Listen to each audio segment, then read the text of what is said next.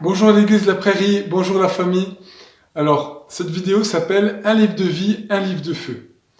Elle est un peu spéciale, vous n'allez pas me voir beaucoup et je vous donne rendez-vous tout de suite devant une page blanche. Alors nous y voilà. Vous voyez cette page blanche? Je vais tenter de résumer toute la vidéo sur cette page. À chaque fois que je parlerai, il sera question de la case affichée en jaune. Parfois je mettrai des versets entre parenthèses, mais on n'aura pas le temps de tous les lire. Ceux qui voudront pourront jeter un coup d'œil plus tard. Attention, accrochez-vous, c'est parti. Il y a 3500 ans, Dieu a commencé un projet qu'il avait en tête depuis bien longtemps, même depuis toujours. Il a décidé de se lancer dans l'écriture de son premier livre. Dieu désirait écrire à chaque être humain. Ce livre, la Bible, Dieu il l'a écrit sur plus de 1500 ans. Pour ce projet, il a réuni 40 écrivains, qui ont écrit en tout 66 petits livres qui composent notre Bible. La nature de ce livre est divine. Pour réaliser un projet d'une telle envergure, il fallait bien que Dieu soit le patron. Dieu, l'auteur de la Bible, avait un désir, celui d'écrire à l'humanité. Je dirais même qu'il voulait écrire pour chaque être humain. Ce livre, il l'a pensé pour nous, pour toi. Il y a travaillé pendant plus de 1500 ans. Pour toi, il l'a fait. Je vous propose même d'interviewer un des 40 écrivains que Dieu a utilisés. Tout d'abord, un des écrivains bien connus appelé David nous dit ainsi dans le livre des psaumes « Les commandements de l'Éternel sont clairs, ils éclairent la vue ». Il est parfois écrit même que dans certaines versions « Les commandements de l'Éternel sont limpides, ils éclairent la vue ».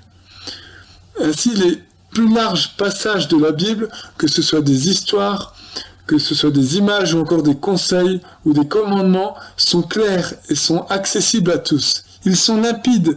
Le message de la Bible est clair car Dieu veut nous parler, Dieu veut nous éclairer, son message est accessible à chacun. Cependant, il est tout aussi vrai que certains passages sont plus difficiles et méritent d'être étudiés avant d'en tirer des conclusions trop hâtives. Ainsi, Pierre, l'un des fameux 12 disciples, dit clairement sur ce point qu'il se trouve certes des points difficiles à comprendre. Ainsi, dans la Bible, nous savons qu'il se trouve des points difficiles à comprendre.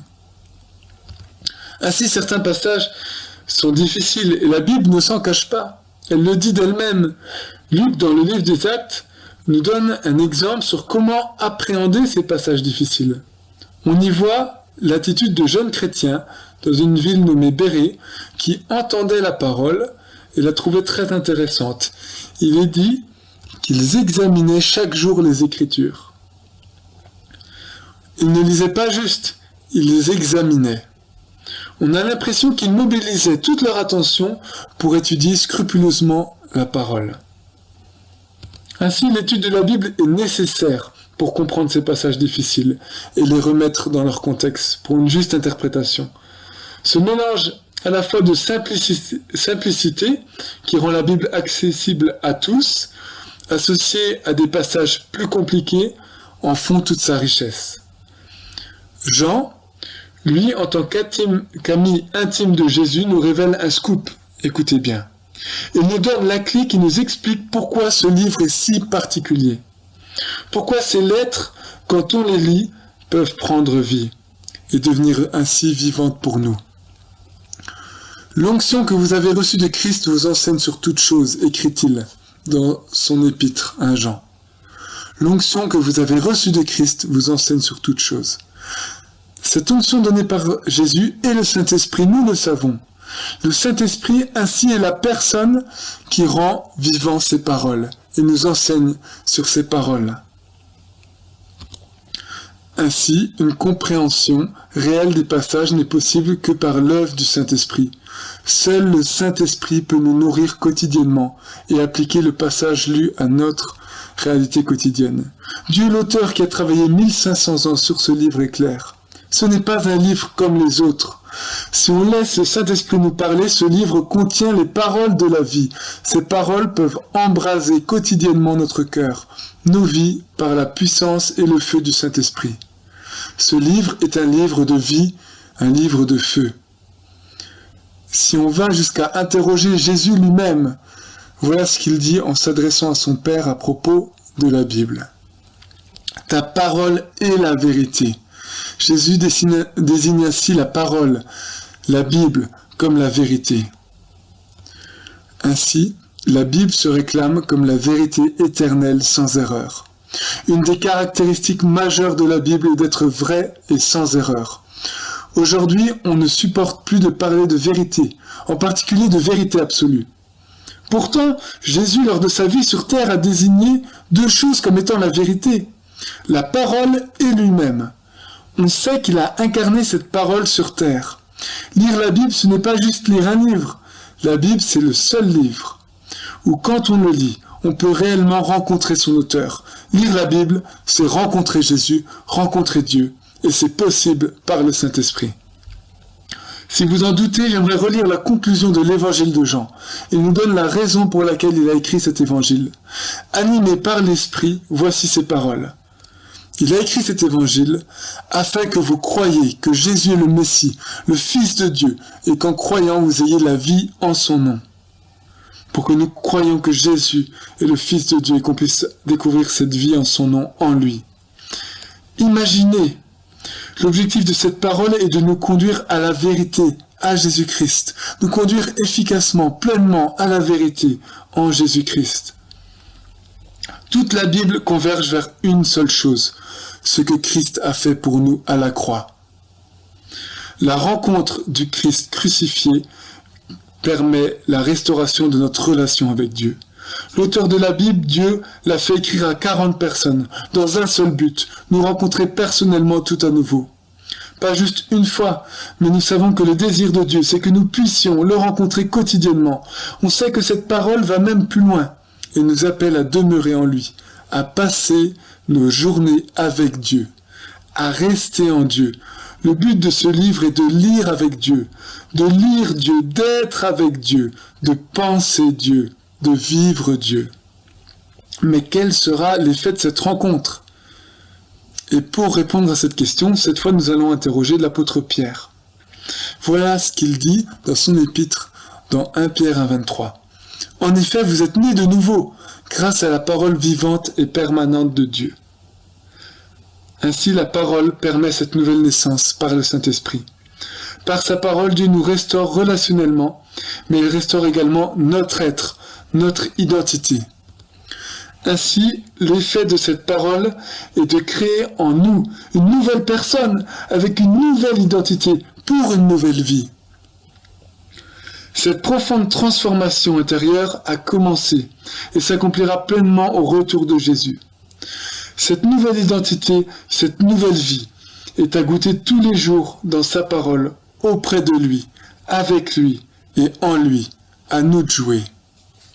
Alors du coup, on a terminé maintenant notre interview des écrivains, des auteurs, des écrivains de la Bible. Et maintenant, on va interviewer quelqu'un d'autre. Alors ce quelqu'un d'autre, c'est quelqu'un qui s'appelle Nathan. C'est quelqu'un comme toi, comme moi.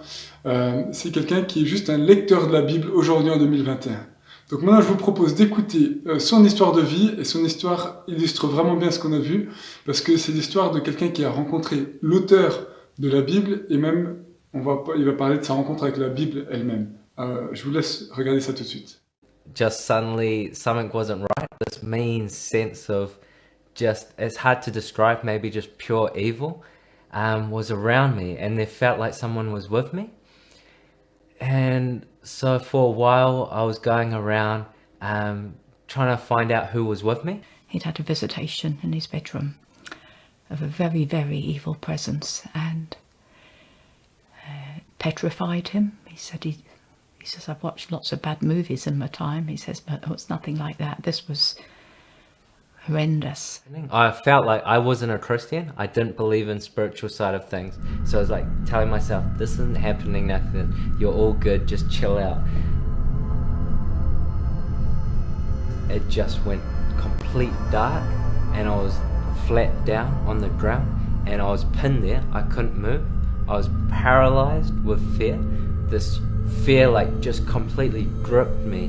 There was something super heavy on top of me. I can't describe it. It just felt like the biggest weight on me, and I started getting choked, and I was thinking to myself, okay, I'm gonna die here.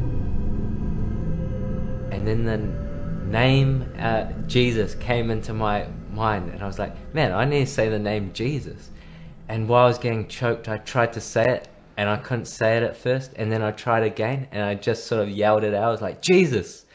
And as soon as I did, the darkness disappeared, this light came flooding into this room, and this joy came into me. Like I said peace, and peace would be a good example. Just peace came flooding into me, and I got on my knees, and I never cried.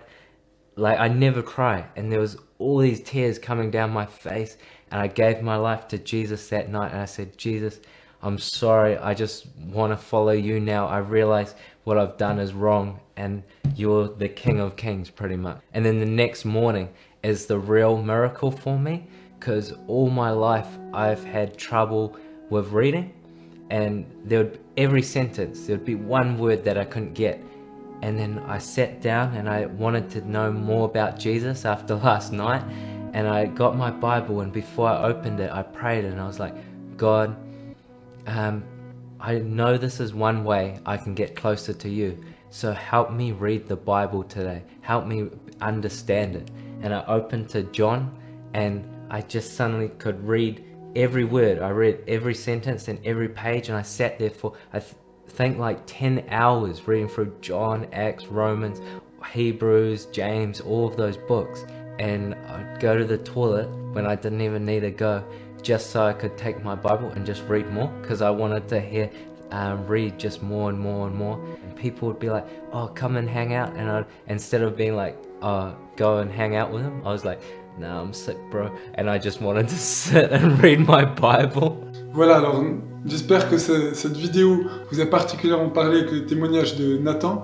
Nathan, c'est un ami que j'ai rencontré en 2019 en Nouvelle-Zélande, et son témoignage, lui, est poignant, mais je vais vous laisser avec j'espère, cette envie de, comme Nathan, dévorer cette Bible, dévorer cette parole que Dieu nous a laissée pour le rencontrer, pour être avec lui. Je vous laisse un souhait, une prière, une bénédiction pour cette semaine, que vous soyez remplis des paroles de ce livre de vie et de feu, remplis du Saint-Esprit qui vous donne la vie et le feu, et que vous répandiez ça autour de vous. Soyez bénis, bonne semaine à chacun.